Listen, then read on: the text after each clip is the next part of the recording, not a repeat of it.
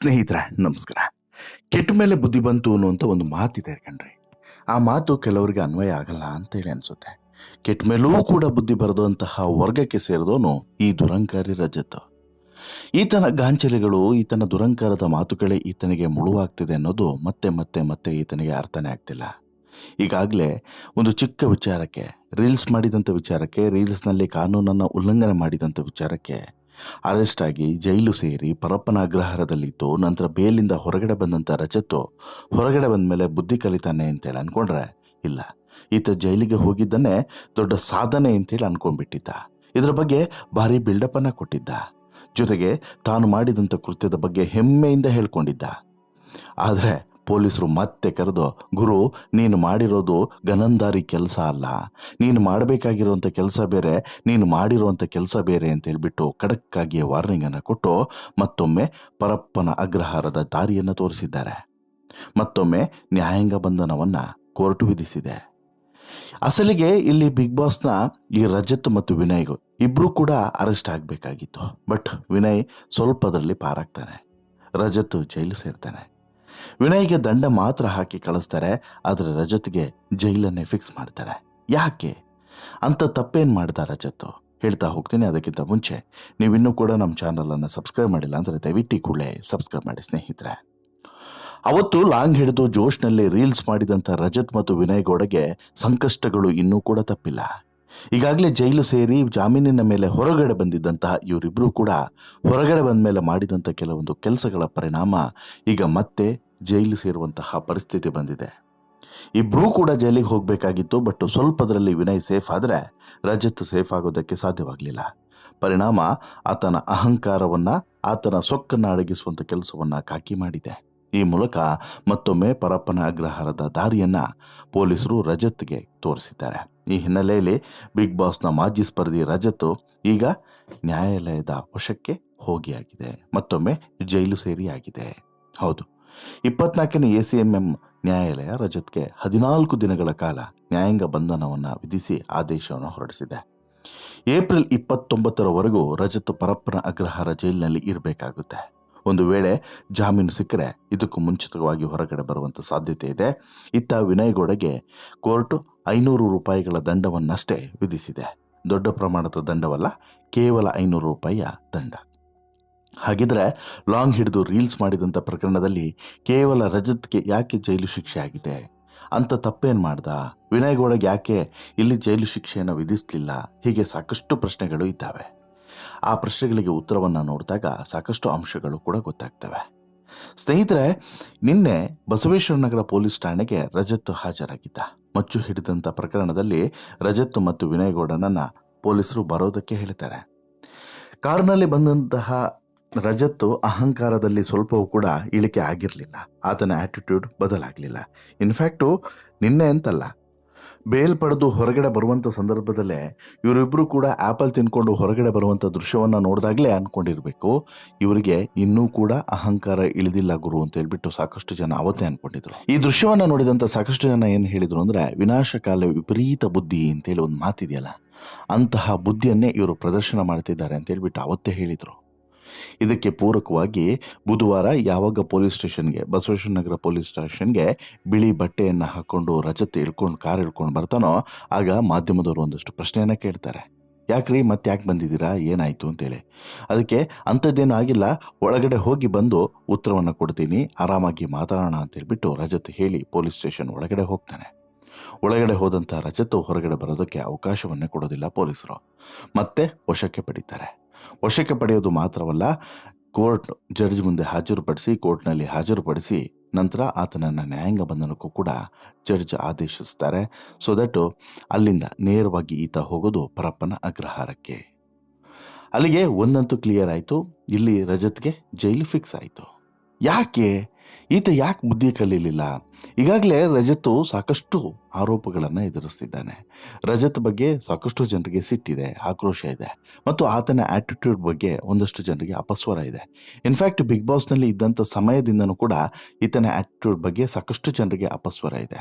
ಅದರಲ್ಲೂ ಕೂಡ ಕೆಲವೊಂದಷ್ಟು ಚಾನಲಲ್ಲಿರುವಂಥ ಕೆಲವೊಂದಷ್ಟು ಸಿಬ್ಬಂದಿಗಳನ್ನು ಈತ ಎದುರು ಹಾಕ್ಕೊಂಡಿದ್ದಾನೆ.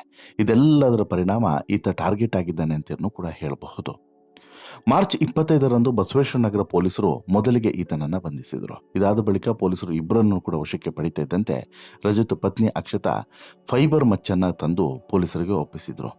ರೀಲ್ಸ್ನಲ್ಲಿ ಬಳಸಿದಂಥ ಅಸಲಿ ಮಚ್ಚಿಗೂ ಈ ಮಚ್ಚಿಗೂ ಇವ್ರು ತಂದು ಒಪ್ಪಿಸಿದಂಥ ಮಚ್ಚಿಗೂ ತುಂಬಾನೇ ವ್ಯತ್ಯಾಸ ಇದ್ದಿದ್ದರಿಂದ ಪೊಲೀಸರು ಈತನನ್ನು ವಶಕ್ಕೆ ಪಡಿತಾರೆ. ಜೊತೆಗೆ ವಿನಯನನ್ನು ಕೂಡ ಅವತ್ತು ಅರೆಸ್ಟ್ ಮಾಡಿದ್ದಾರೆ. ಸೊ ದಟ್ ಅರೆಸ್ಟ್ ಮಾಡಿದ್ದು ಮಾತ್ರವಲ್ಲದೆ ಕೋರ್ಟ್ ಮುಂದೆ ಜಡ್ಜ್ ಮುಂದೆ ಹಾಜರುಪಡಿಸಿ ಅವರು ಈತನನ್ನು ಮೊದಲಿಗೆ ನ್ಯಾಯಾಂಗ ಬಂಧನಕ್ಕೆ ಒಪ್ಪಿಸ್ತಾರೆ. ನಂತರ ಪೊಲೀಸ್ ಕಸ್ಟಡಿಗೆ ಪಡೆದು ವಿಚಾರಣೆಯನ್ನು ನಡೆಸ್ತಾರೆ. ಆ ವೇಳೆ ಅಸಲಿ ಸತ್ಯವನ್ನು ಕಕ್ಕಿಸೋದಕ್ಕೆ ಪೊಲೀಸರು ಸಾಕಷ್ಟು ಪ್ರಯತ್ನವನ್ನು ಬಿಡ್ತಾರೆ. ಬಟ್ ಸತ್ಯ ಬಾಯಿ ಹೊರಗೆ ಬರೋದಿಲ್ಲ. ಚಿತ್ರದುರ್ಗದ ರೇಣುಕಸ್ವಾಮಿಯ ದೇಹ ಬಿಸಾಡಿದಂತಹ ಸುಮ್ಮನಹಳ್ಳಿ ರಾಜಕಾಲುವೆ ಜಾಗದಲ್ಲೇ ರಜತ್ ಮಚ್ಚು ಬಿಸಾಡಿದವರಾಗಿ ಒಪ್ಪಿಕೊಳ್ತಾನೆ. ಆ ಕೂಡಲೇ ಪೊಲೀಸ್ ವಿನಯ್ ಹಾಗೂ ರಜತ್ನನ್ನ ಸುಮ್ಮನಹಳ್ಳಿ ರಾಜಕಾಲುವೆ ಬಳಿ ಕರ್ಕೊಂಡು ಹೋಗಿ ಮಹಜರನ್ನು ಕೂಡ ನಡೆಸ್ತಾರೆ. ಆದರೆ ಪೊಲೀಸರ ಮಹಜರ್ ವೇಳೆಯೂ ಕೂಡ ರೀಲ್ಸ್ನಲ್ಲಿ ಬಳಸಿದಂಥ ಮಚ್ಚು ಪತ್ತೆಯಾಗಿರಲಿಲ್ಲ. ರೀಲ್ಸ್ನಲ್ಲಿ ಬಳಸಿದಂಥ ಮಚ್ಚು ಎಲ್ಲಿ ಹೋಯಿತು ಅನ್ನುವಂಥ ಸ್ಪಷ್ಟ ಮಾಹಿತಿ ಇನ್ನೂ ಕೂಡ ಪೊಲೀಸರಿಗೆ ಲಭ್ಯವಾಗಿಲ್ಲ. ರೀಲ್ಸ್ ಕೇಸ್ನಲ್ಲಿ ಈಗಾಗಲೇ ರಜತ್ ಮತ್ತು ವಿನಯ್ ಗೌಡ ಪರಪ್ಪನ ಅಗ್ರಹಾರ ಜೈಲು ಪಾಲಾಗಿದ್ರು. ಕೋರ್ಟು ನಂತರ ಷರತ್ತುಬದ್ಧ ಜಾಮೀನನ್ನು ನೀಡಿದಂಥ ಹಿನ್ನೆಲೆಯಲ್ಲಿ ರಿಲೀಸ್ ಆಗಿದ್ರು. ಈಗ ಇವರಿಗೆ ಶನಿಯ ವಕ್ರ ದೃಷ್ಟಿ ಬಿದ್ದಿದೆ. ಸೊ ದಟ್ಟು ರಜತ್ ಕಿಶನ್ ಇನ್ಸ್ಟಾದಲ್ಲಿ ಕೆಲವೊಂದಷ್ಟು ವಿಡಿಯೋಗಳನ್ನು ಮಾಡಿಕೊಂಡು ಬಿಲ್ಡಪ್ಪನ್ನು ಕೊಟ್ಟಿದ್ದ. ಈಗ ಈ ಬಿಲ್ಡಪ್ಗಳ ಸೊಕ್ಕಿಡಿಸುವಂತಹ ಕೆಲಸವನ್ನು ಪೊಲೀಸರು ಮಾಡ್ತಾ ಇದ್ದಾರೆ. ಇದರ ಜೊತೆಗೆ ಈತ ಮತ್ತೊಂದು ಎಡವಟ್ಟನ್ನು ಕೂಡ ಮಾಡಿದ್ದ. ಏನು, ಇಷ್ಟೆಲ್ಲ ಆದರೂ ಕೂಡ ತನ್ನ ಇನ್ಸ್ಟಾಗ್ರಾಮ್ ಪೇಜ್ನಲ್ಲಿ ಅಪ್ಲೋಡ್ ಮಾಡಿದಂಥ ಆ ರೀಲ್ಸನ್ನು ಈತ ಡಿಲೀಟ್ ಮಾಡಿರಲಿಲ್ಲ. ಯಾರು? ರಜತ್. ಇನ್ಫ್ಯಾಕ್ಟು ಈ ವಿಡಿಯೋವನ್ನು ಡಿಲೀಟ್ ಮಾಡಬೇಕಾಗಿತ್ತು. ಇಷ್ಟೆಲ್ಲ ಆದ ಮೇಲೂ ಕೂಡ ಬುದ್ಧಿ ಕಲಿಯದಂಥ ರಜತ್ ಡಿಲೀಟ್ ಮಾಡಲಿಲ್ಲ ಅಂತ ಹೇಳಿದ್ರೆ ಇದು ಅಹಂಕಾರದ ಪರಮಾವಧಿ ಅಲ್ಲದೆ ಇನ್ನೇನು, ನೀವೇ ಹೇಳಿ. ಪ್ರಕರಣದಲ್ಲಿ ಜಾಮೀನು ನೀಡಿದಂತಹ ಕೋರ್ಟು ಪ್ರತಿ ವಿಚಾರಣೆಗೂ ಹಾಜರಾಗುವಂತೆ ಷರತ್ತನ್ನು ಕೂಡ ವಿಧಿಸಿತ್ತು. ಆದರೆ ಈತ ಬರಲೇ ಇಲ್ಲ. ಈ ಆರೋಪಿ ನ್ಯಾಯಾಲಯಕ್ಕೆ ಹಾಜರಾಗಲೇ ಇಲ್ಲ. ಸೊ ದಟ್ಟು ನ್ಯಾಯಾಲಯ ಆರೋಪಿ ರಜತ್ ವಿರುದ್ಧ ವಾರೆಂಟನ್ನು ಕೂಡ ಹೊರಡಿಸಿತ್ತು. ಸೊ ದಟ್ಟು ಇಲ್ಲಿ ವಶಕ್ಕೆ ಪಡೆಯಲಾಗಿದೆ ಅನ್ನುವಂಥ ಮಾಹಿತಿ ಸಿಗ್ತಾ ಇದೆ. ರಜತ್ ಅವರನ್ನು ವಶಕ್ಕೆ ಪಡೆದಿರುವಂಥ ಪೊಲೀಸರು ಕೋರ್ಟ್ಗೆ ಹಾಜರುಪಡಿಸಿ ನಂತರ ಕೋರ್ಟ್ ಆದೇಶದ ಪ್ರಕಾರ ಮತ್ತೊಮ್ಮೆ ಜೈಲಿಗೆ ಕಳಿಸಿದ್ದಾರೆ.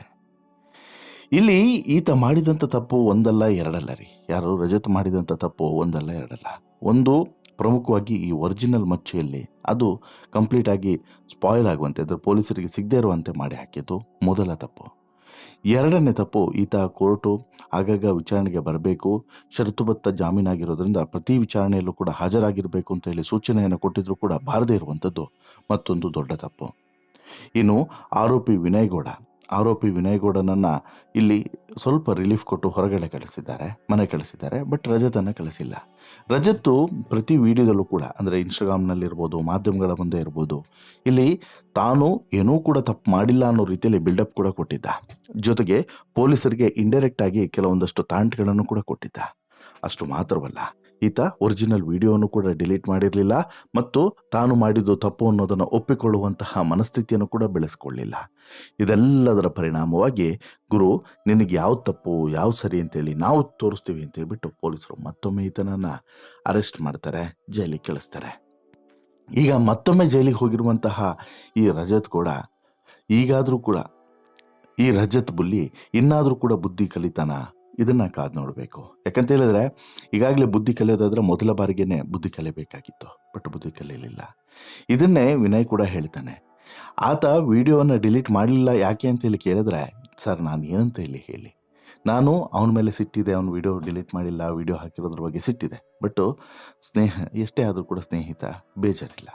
ಬಟ್ ಆದರೆ ಯಾಕೆ ಡಿಲೀಟ್ ಮಾಡಿಲ್ಲ ಅಂತೇಳಿ ನೀವು ಅವನ್ನೇ ಕೇಳಬೇಕು ಸರ್. ನಾನೇನು ಹೇಳಿ, ನಾನು ಡಿಲೀಟ್ ಮಾಡು ಅಂತೇಳಿ ಹೇಳೋಕ್ಕಾಗಲ್ಲ. ಹೇಳಿದರೆ ಅದು ಬೇರೆ ಥರ ಆಗುತ್ತೆ. ಬಟ್ ಅವ್ನು ಡಿಲೀಟ್ ಮಾಡಬೇಕಾಗಿತ್ತು, ಮಾಡಿಲ್ಲ ಅಂತಲೂ ಕೂಡ ಹೇಳ್ತಾರೆ. ಇನ್ನು ಸದ್ಯ ನಾನು ದಂಡ ಕಟ್ಟಿ ನ್ಯಾಯಾಲಯಕ್ಕೆ ಮನವಿಯನ್ನು ಮಾಡಿದ್ದೇನೆ. ಮುಂದಿನದ್ದು ನನ್ನ ವಕೀಲರು ನೋಡಿಕೊಳ್ತಾರೆ ಅಂತ ಹೇಳಿ ವಿನಯ್ ಅಲ್ಲಿಂದ ನೇರವಾಗಿ ಮನೆಗೆ ಹೋಗ್ತಾರೆ. ಬಟ್ ರಜತ್ ನೇರವಾಗಿ ಹೋಗುವಂಥದ್ದು ಜೈಲಿಗೆ, ಇಲ್ಲಿಗೆ ಪರಪ್ಪನ ಅಗ್ರಹಾರಕ್ಕೆ. ನಮ್ಮಲ್ಲಿ ಎಲ್ಲದಕ್ಕೂ ಮದ್ದಿದೆ ಕಣ್ರಿ, ಆದರೆ ಈ ಅಹಂಕಾರಕ್ಕೆ ಮದ್ದಿಲ್ಲ. ಅಹಂಕಾರಕ್ಕೆ ಮದ್ದೇನು ಅಂತ ಹೇಳಿದ್ರೆ ಆ ಅಹಂಕಾರವನ್ನು ಇಳಿಸುವಂಥ ಕೆಲಸ ಅಷ್ಟೇ. ಇಲ್ಲೂ ಕೂಡ ಹಾಗೆ. ರಜತ್ ಅಹಂಕಾರಕ್ಕೆ ಮದ್ದಿಲ್ಲ, ರಜತ್ ದುರಹಂಕಾರಕ್ಕೆ ಮದ್ದಿಲ್ಲ. ರಜತ್ ಅಹಂಕಾರ ದುರಹಂಕಾರ ಸರಿ ಹೋಗಬೇಕು ಅಂತ ಹೇಳಿದ್ರೆ ಇನ್ನಾದರೂ ಕೂಡ ಬುದ್ಧಿ ಕಲಿಯಲೇಬೇಕು, ಇನ್ನಾದರೂ ಕೂಡ ಮಾತಿನ ಮೇಲೆ ನಿಗಾ ಇರಲೇಬೇಕು. ಇನ್ನಾದರೂ ಕೂಡ ರಜತ್ ಇದನ್ನು ತನ್ನ ಜೀವನದಲ್ಲಿ ಬದಲಾವಣೆ ತಂದುಕೊಳ್ತಾನ, ತನ್ನ ಜೀವನ ಶೈಲಿಯನ್ನು ಬದಲಾಯಿಸಿಕೊಳ್ತಾನ. ಕಾದು ನೋಡೋಣ. ನಿಮಗೆ ಅನಿಸುತ್ತೆ ಸ್ನೇಹಿತರೆ, ರಜತ್ ಮತ್ತೊಮ್ಮೆ ಅರೆಸ್ಟ್ ಆಗಿರೋದ್ರ ಬಗ್ಗೆ ನಿಮ್ಮ ಅಭಿಪ್ರಾಯ ಏನು? ಕಾನೂನಿನ ಪ್ರಕಾರ ಇದು ಎಷ್ಟು ಸರಿ ಮತ್ತು ರಜತ್ ಹೇಗೆ ಬದಲಾಗಬೇಕು ಅಂತೇಳಿ ನಿಮ್ಗೆ ಅನಿಸುತ್ತೆ? ದಯವಿಟ್ಟು ನಿಮ್ಮ ಅಭಿಪ್ರಾಯವನ್ನು ಕಮೆಂಟ್ ಮಾಡಿ ತಿಳಿಸಿ. ಜೊತೆಗೆ ಈ ಸ್ಟೋರಿ ಇಷ್ಟ ಆಯಿತು ಅಂತ ಹೇಳಿದ್ರೆ ಲೈಕ್ ಮಾಡಿ, ಶೇರ್ ಮಾಡಿ, ಚಾನಲ್ಗೆ ಸಬ್ಸ್ಕ್ರೈಬ್ ಆಗೋದನ್ನು ಮರಿಬೇಡಿ. ಧನ್ಯವಾದ.